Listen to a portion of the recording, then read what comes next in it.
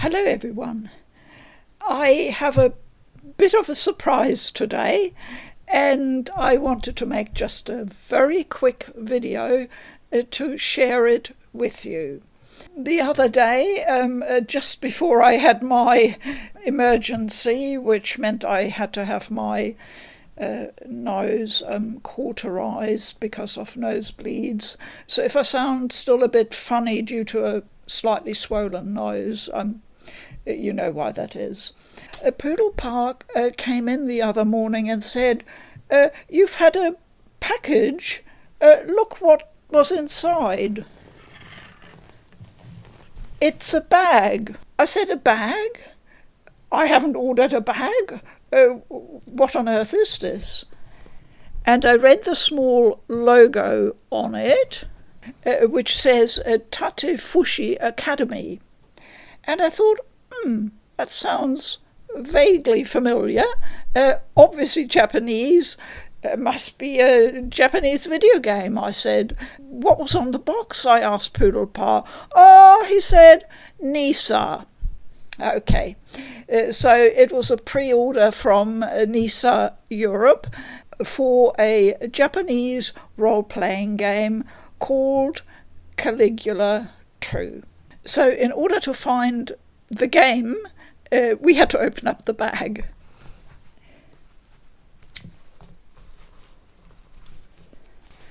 Now, I hope you can see this. The bag is lined inside quite beautifully.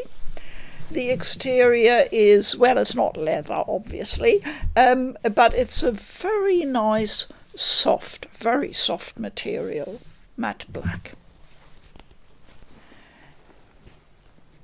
And here's the game.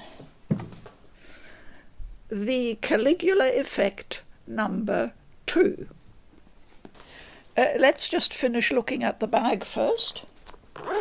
I thought I didn't need another bag, but this one actually looks very handy. And there is a bag label inside saying Tate Fushi Academy and the logo. So you can put your details inside. And the label inside says it's 100% polyester, and it is a very roomy bag. Lots of room that you can stuff things inside. Would be good for shopping expeditions, actually. And it has the satchel type arm straps, shoulder straps at the back. So once I have adjusted those straps, I'd be able to go out and about with a very nice Tate Fushi backpack. So that's obviously a fairly big ticket item for a limited edition, and as you can see, it's not a very large limited edition. So as usual, my trusty German cheese knife will tackle the cellophane on the box, while I will talk to you about this being game number 2. This obviously means there was a game number 1. And the Caligula Effect, it wasn't called number 1 at the time because it was a new game, it came out originally for the PlayStation Vita. It found a small but devoted band of followers there who enjoyed the JRPG with very lively action combat, but it did suffer from some performance issues on the Vita. So the game was later ported to the PlayStation 4, and while they were able to smooth out some of the issues and also introduce some new content, you could still tell that it was basically a game that originally had been produced for a lower resolution handheld device.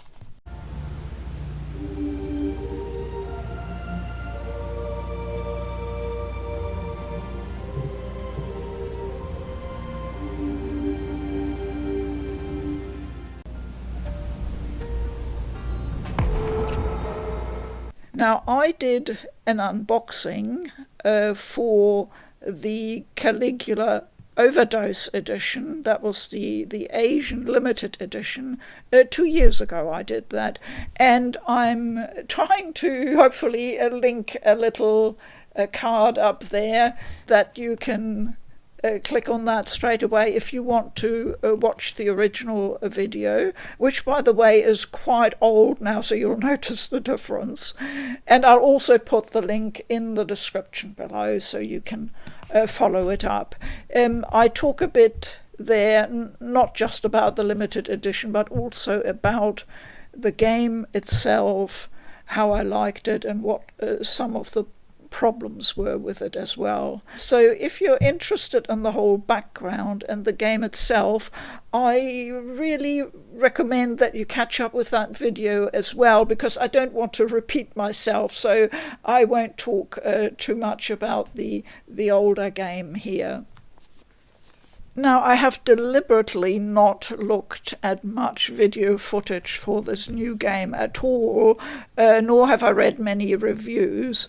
I have only sort of in passing picked up that the story for this second game sounds like it's sticking very closely to the narrative lines and the themes of the original game, but with updated and new characters, scenarios, and thematically also a few changes. But people who've played the first game will probably recognize quite a lot in the second game, I expect. So here's the game itself.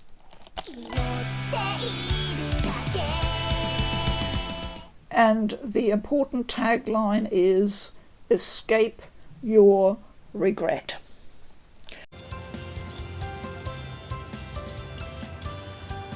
And that's really what the Caligula games, we have to say now, we have two, revolve around. There is one major theme focused on the regrets of the characters involved in the story and how they cope with this in the unusual situation that they're thrown into. That's the disc. As you can gather straight away from the fact that there is a very strong psychological theme around regrets. The blurb on the back here is a bit... I think if you don't know much about the game and its world, you would be a bit puzzled reading that, so I won't bother with that. They did something similar with the original game, Caligula Overdose, where they write, "Escape from this fool's paradise and return to reality." And then the tagline was "a new juvenile school RPG."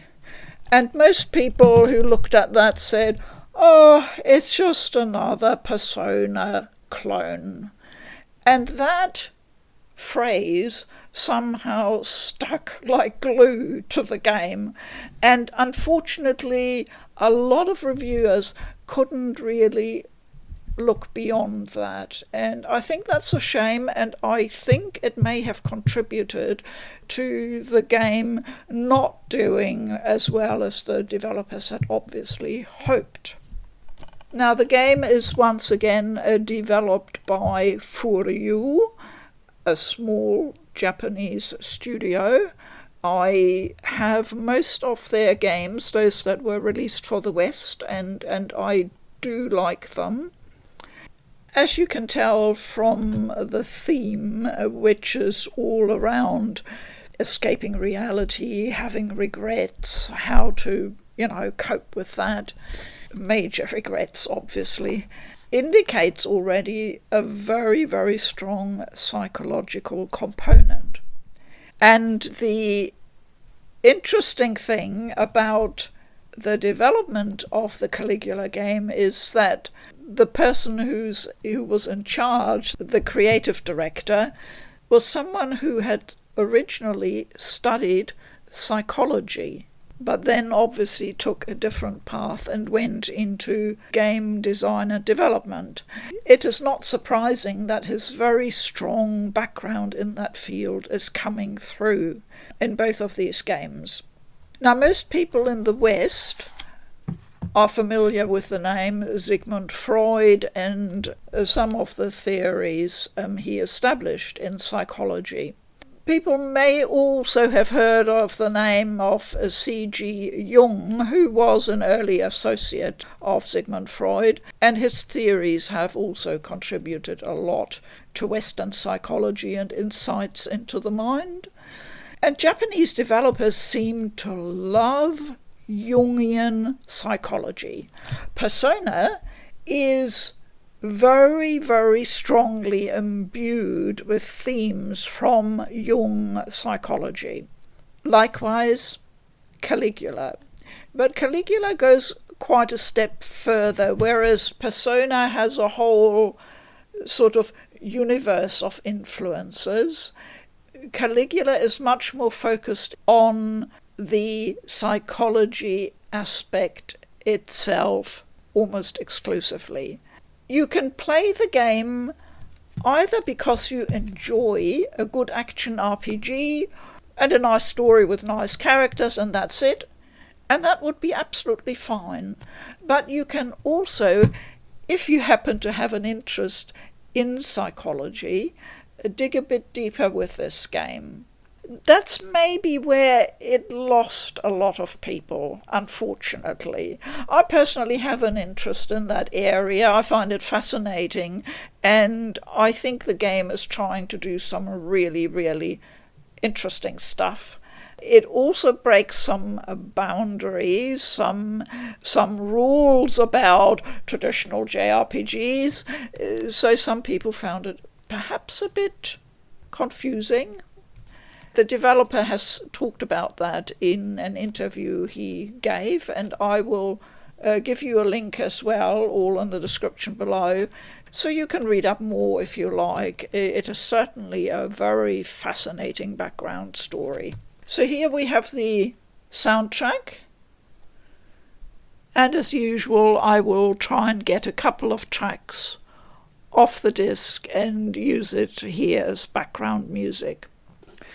The box, by the way, is the usual sturdy Nisa box, the ones that I've been unboxing and reviewing for 2 to 3 years now, and I always appreciate the solid quality. That's not going to bend and buckle on your shelf or wherever you put it. I'm glad to see that they've stuck with that. And here we also have an ID card for Tatefushi Academy. And the last item is the art book. It's hardback and it has 92 pages.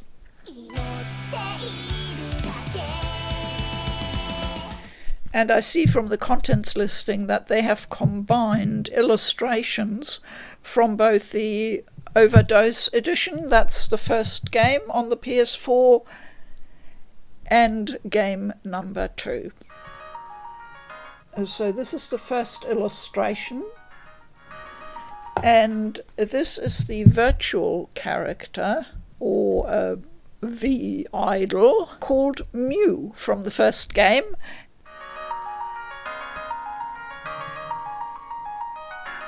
Interestingly, 70 pages are taken up with the first game, Overdose, illustrations for that. There's only the remaining 20 for the Caligula Effect 2.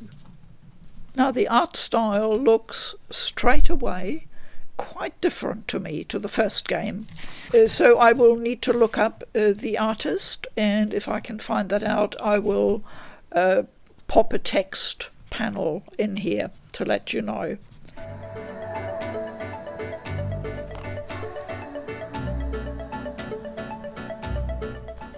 Now, the book tells me that the illustrations are all taken from Japanese promotional illustrations that were published for the game's release.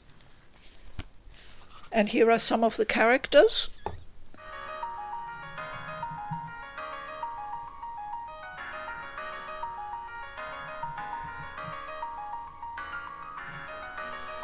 Now, one thing that is very distinctive about the Caligula games is the combat.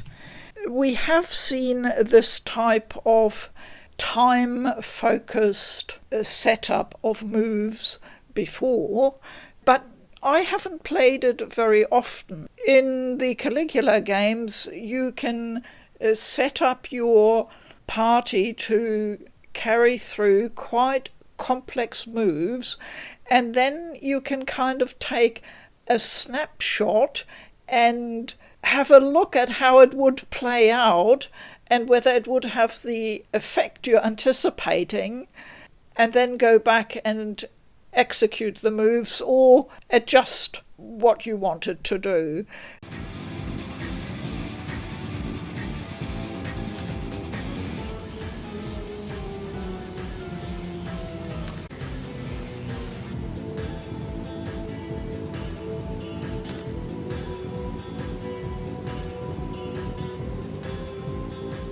I would say it's reasonably complex and very, very enjoyable. It doesn't influence the speed, because once you know your moves reasonably well, you don't always have to use the timeline, but you certainly can if you want to check certain things. Positioning is also very important.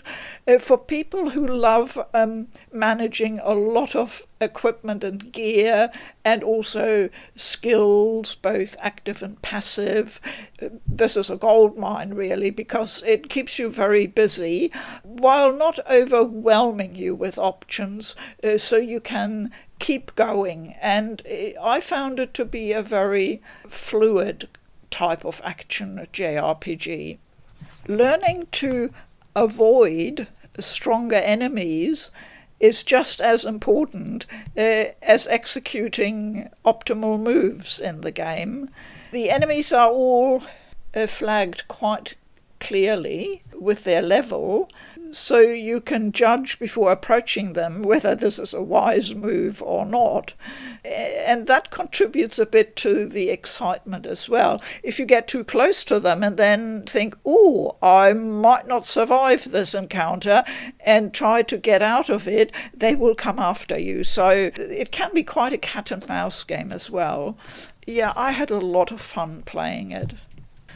They also had quite a few dungeons that I thought were nicely designed and were just interesting. There was the odd one that was a bit bland, like just ordinary streets. But I remember there was one that was set inside an aquarium, which I thought was really quite novel and visually very nice.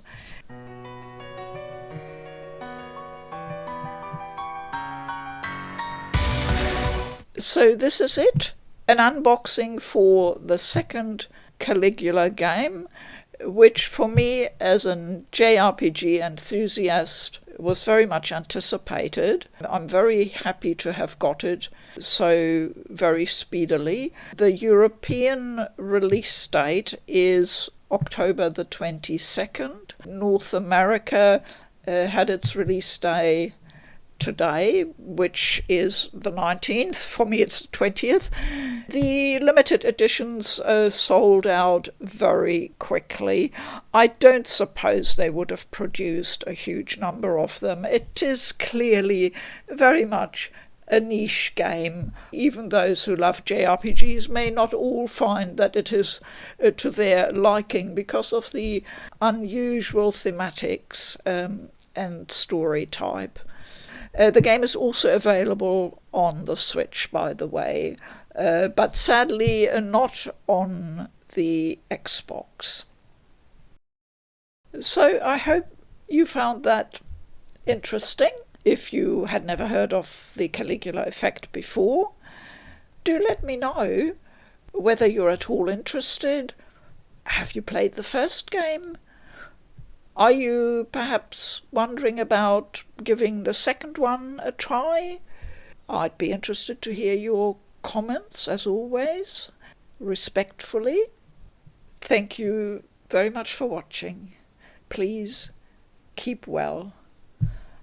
I'm Food for Dogs. Bye-bye.